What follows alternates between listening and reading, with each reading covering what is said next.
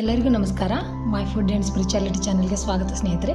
ಇವತ್ತು ನಾನು ಭಾಳ ಸಾಫ್ಟಾಗಿ ರವೆ ಲಡ್ಡು ಕಟ್ಟೀನಿ. ನೀವು ಮಾಡ್ತಿರ್ತೀರಲ್ಲ, ಬಾಯೊಳಗೆ ನಿಮ್ಗೆ ರವೆ ಆ ಥರ ಬಂದಿದ್ರಂದ್ರೆ ನಾನು ಯಾವ ಥರ ಮಾಡ್ತೀನಿ ಒಂದು ಸಾರಿ ಮಾಡಿ ನೋಡಿರಿ. ರವೆ ಎಲ್ಲ ಫುಲ್ಲು ಸಾಫ್ಟಾಗಿರುತ್ತೆ. ಯಾವ ಥರ ಮಾಡೀನಿ ಬರ್ರಿ ನೋಡೋಣ. ನೋಡಿರಿ, ಒಂದು ಪಾತ್ರೆಗೆ ನಾನು ಒಂದು 200 ಗ್ರಾಮ್ ಸಕ್ಕರೆ ತೊಗೊಂಡಿನಿ. ಅದಕ್ಕೆ ಒಂದು ಗ್ಲಾಸ್ ನೀರು ಹಾಕೋರಿ. 200 ಗ್ರಾಮ್ ಅಂದರೆ ನೀವು ಯಾವ್ದಾರು ಒಂದು ಬೌಲ್ ತೊಗೋಬೋದು. ಈ ಕೆಲವೊಬ್ರು ನಾನು ಕೇಳ್ತಿರ್ತಾರೆ, ನೀವೆಲ್ಲ ಈ ಗ್ರಾಮ್ ಲೆಕ್ಕದಾಗ ಹೇಳಿದ್ರೆ ನಮ್ಮ ಮನೆಯೊಳಗೆ ವೇಟ್ರ್ ಇರೋಂಗಿಲ್ಲ ಅಂತ. ಅದಕ್ಕೆ ಒಂದು ಬೌಲ್ ತೊಗೊಳ್ರಿ, ಅದಕ್ಕೆ ಒಂದು ಸ್ವಲ್ಪ ನೀರು ಹಾಕೋರಿ ಸಕ್ಕರೆ ಕರಗುವಷ್ಟು. ಆಮೇಲೆ ಒಂದು 50 ಗ್ರಾಮ್ ತುಪ್ಪ ಹಾಕಿನಿ. ಆಮೇಲೆ ನೋಡಿರಿ, 200 ಗ್ರಾಮ್ ಸಕ್ಕರೆಗೆ 250 ಗ್ರಾಮ್ ರವೆ ತೊಗೊಂಡಿನಿ. ಯಾಕಂದ್ರೆ ಸಕ್ಕರೆ ಸ್ವಲ್ಪ ಕಡಿಮೆ ಇರಲಿ ಅಂತ. ಇದು ಲಡ್ಡು ರವಾನ, ಬಾಂಬೆ ರವೆ ಅಂತೀವಲ್ಲ ಅದು.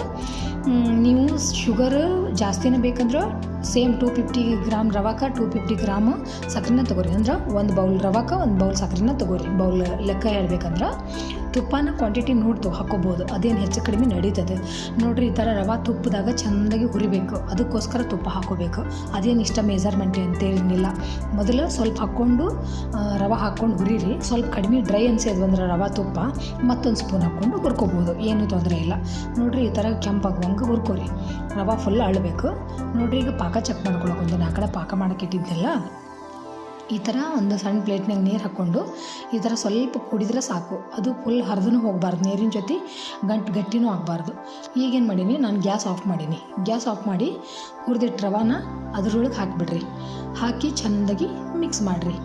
ಇದು ಕುದಿಯೋಕೆ ಕುಂದಿತ್ತಲ್ಲ, ನಾನು ಗ್ಯಾಸ್ ಆಲ್ರೆಡಿ ಆಫ್ ಮಾಡೀನಿ. ಆದರೂ ಕುದೀತಿತ್ತು, ಪಾಕ ಬಿಸಿ ಇರುತ್ತಲ್ಲ. ನೋಡಿರ್ಬೇಕಂದ್ರೆ ಗ್ಯಾಸ್ ಆಫ್ ಮಾಡೀನಿ.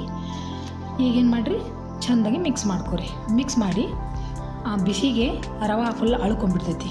ಈಗ ಕೆಲವೊಬ್ರು ಮಾಡಿರ್ತಾರೆ, ನಾನು ನೋಡಿರ್ತೀನಿ, ಯಾರಾದರೂ ಕೊಟ್ಟಾಗ ತಿಂದ್ರೆ ಫುಲ್ ಬಾಯೊಳಗೆಲ್ಲ ರವೆ ತಿಂದಮೇಲೆ ಒಂಥರ ಹಿಟ್ಟಾಗುತ್ತೆ.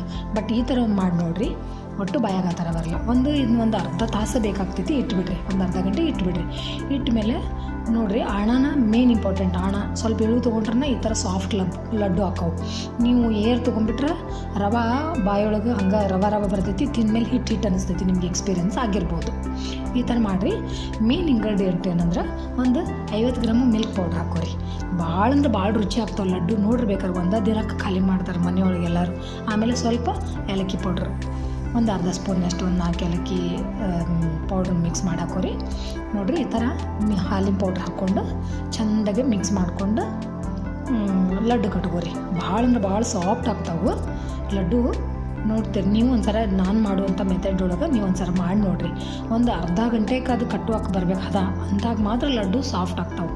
ಇಲ್ಲ ಅಂದ್ರೆ ಆಗ ಇಮಿಡಿಯೇಟ್ ನೀವು ಆಣ ಏರ್ ತೊಗೊಂಡ್ಬಿಟ್ರೆ ಖರ ಅಂತ ಸಕ್ಕರೆ ರವೆ ಎಲ್ಲ ಚಲೋ ಆಗೋದೇ ಇಲ್ಲ. ನೋಡಿರಿ ಯಾವ ಥರ ಆಗ್ತಾವೆ ಅಂತ ತೋರಿಸ್ತೀನಿ ನಾನು ನಿಮ್ಗೆ. ನೋಡಿರಲ್ಲ ಎಷ್ಟು ನೀಟ್, ಆಮೇಲೆ ಸಾಫ್ಟ್ ಆಗ್ಯಾವು. ಕಟ್ಟಿಟ್ರೆ ಒಂದು ವಾರ ಆದ್ರೂ ಹಿಂಗೆ ಇರ್ತಾವೆ. ಆಮೇಲೆ ಏನು ಹಾಳಾಗಲ್ಲ, ಗಟ್ಟಿನೂ ಆಗಲ್ಲ. ನಾನು ಲಡ್ಡು ಕಟ್ಟಿಟ್ಟು ಒಂದು ಮೇಲೆ ದ್ರಾಕ್ಷಿ ಇಡಕೊಂತೀನಿ ಚಂದಕ್ಕೆ ಅಷ್ಟ.